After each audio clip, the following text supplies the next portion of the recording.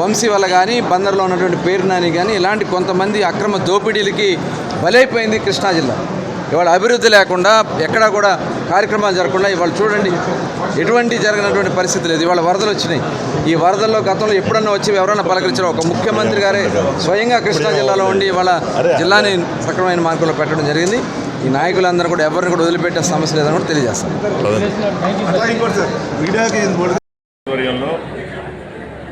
9 లక్షల రూపాయల ఖరీదు గల కుట్టు మిషన్లు మహిళలకు పంపిణీ చేయడం జరిగింది. అలాగే గతం నుంచి ఎన్నో చారిటీస్ చేస్తూ బడ్డీ కొట్లు కానీ బళ్ళు కానీ జీవనోపాధి కోసం మరి ఎన్నో లక్షలు ఖర్చు పెట్టి ఈరోజు చారిటబుల్ ట్రస్ట్ ద్వారా అంటే అతని జేబులో డబ్బులు ఖర్చు పెట్టి ఈరోజు ఎంతోమందికి ఉపయోగపడుతూ ఉన్నారు. అలాగే ఇచ్చిన వస్తువులందరినీ కూడా అన్నింటినీ కూడా మహిళలందరినీ కూడా తప్పనిసరిగా వాటిని వారి జీవనోపాధి కోసం ఉపయోగించుకోమని తెలియచేయడం జరిగింది. ఈరోజు మంత్రివర్యులు రవీంద్ర గారు, నారాయణరావు గారు, ఏపీసీ ఆర్టీసీ చైర్మన్ నారాయణరావు ఆధ్వర్యంలో ఇవన్నీ కూడా చేయడం జరిగింది. అలాగే ప్రజలందరూ కూడా మరి ఎన్నో ఆలోచనలు ఎంతో ఆశతోటి కూటమి ప్రభుత్వాన్ని ఎన్నుకోవటం జరిగింది. వారి ఆశలకు అనుగుణంగా వారి ఊహలకు అనుగుణంగా ఎక్కడా కూడా ప్రభుత్వానికి చెడ్డ పేరు లేకుండా మేమందరం కూడా కలిసి ప్రయాణం చేసి రాష్ట్రాన్ని నియోజకవర్గాలను కూడా అభివృద్ధి చేస్తామని ఈ సందర్భంగా తెలియజేస్తాం.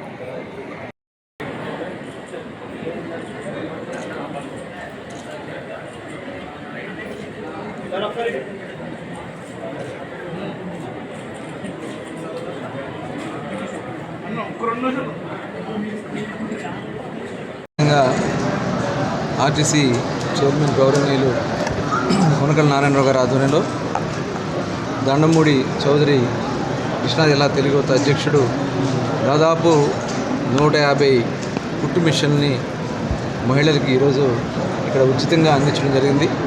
మనస్ఫూర్తిగా వారిని అభినందనలు తెలియజేస్తా ఉన్నాను. గతంలో కూడా చాలా సేవా కార్యక్రమాలు చేశారు. మరి ఈరోజు కూడా 150 మిషన్లు ఇవ్వడం అనేది చాలా మనస్ఫూర్తిగా అభినందించినటువంటి విషయం. ఈరోజు రాష్ట్రంలో గత ప్రభుత్వంలో చేసినటువంటి అరాచక వల్ల అన్ని వ్యవస్థలు కూడా దెబ్బతిన్నాయి. ఇవాళ వాటిని అన్నిటి కూడా ఒక్కొక్కటి ముందుకు తీసుకెళ్లే దాంట్లో భాగంగా ఉచిత ఇసుకని ప్రభుత్వం ప్రవేశపెట్టడం జరిగింది. గౌరవ ముఖ్యమంత్రి గారి చేతుల మీదుగా మొన్ననే ఏపీ శాండ్ మెకానిజంను కూడా స్టార్ట్ చేసుకుని పోర్టల్ స్టార్ట్ చేసుకుని ఆన్లైన్లోనే బుకింగ్ చేసుకుని డెలివరీ ఇచ్చే కార్యక్రమాన్ని తీసుకుంటున్నాం.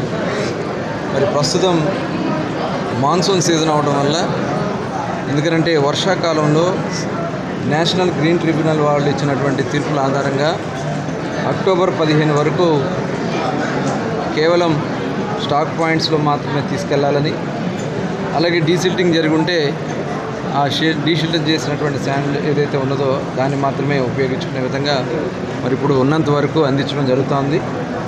దానివల్ల కొద్దిగా అక్కడక్కడ మరి దూర ప్రాంతాలు అవడం వల్ల ట్రాన్స్పోర్టేషన్ ఛార్జెస్ ఎక్స్ట్రా అవుతున్నాయి. మరి దాని మీద ఆల్రెడీ బోట్మెన్ సొసైటీస్కి ఇస్తూ ఉన్నాం. రాబోయే కాలంలో అక్టోబర్ 15 నుంచి పూర్తిగా అన్ని రీచెస్ కూడా ఓపెన్ చేయడం జరుగుతుంది. అన్ని రీచెస్ని మనం ఓపెన్ చేస్తే పూర్తిగా అవైలబిలిటీ మనకు అందుబాటులో ఉంటుంది. కాబట్టి ఎవరైనా మరి ఆ రీచెస్ నుంచి తీసుకెళ్ళడానికి అవకాశం ఉంటుంది. అదే కాకుండా సొంత అవసరాల కోసం వాళ్ళే మరి ఎడ్ల బండి ఉంటే ఎడ్ల బండ్లు, ట్రాక్టర్లు ఉంటే ట్రాక్టర్లు, వాళ్ళ సొంత ట్రాక్టర్లు వేసుకుని వెళ్ళి వాళ్ళు అక్కడి నుంచి లోడ్ చేసుకుని తీసుకెళ్లే దానికోసం కూడా కేవలం వాళ్ళు సేనరైజ్ కానీ అట్లాంటిది లోడింగ్ ఛార్జెస్ కట్టుకుని తీసుకెళ్ళడానికి మాత్రం పూర్తి స్థాయిలో అవకాశాలు ఉన్నాయి. ఇవాళ ఇదే కాకుండా పట్టా ల్యాండ్స్ కూడా ఇవాళ మేము జియో కూడా ఇవ్వబోతా ఉన్నాం. దాని ఆధారంగా సొంత పట్టా ల్యాండ్స్ ఉన్నటువంటి దాంట్లో కూడా ఇసుక తీసుకెళ్తే మరి ఖచ్చితంగా అతి తక్కువ ధరకే శాండ్ అందించాలనేది రాష్ట్ర ప్రభుత్వ ఆలోచన. ఎందుకంటే దీని మీద చాలామంది ఆధారపడి ఉన్నారు.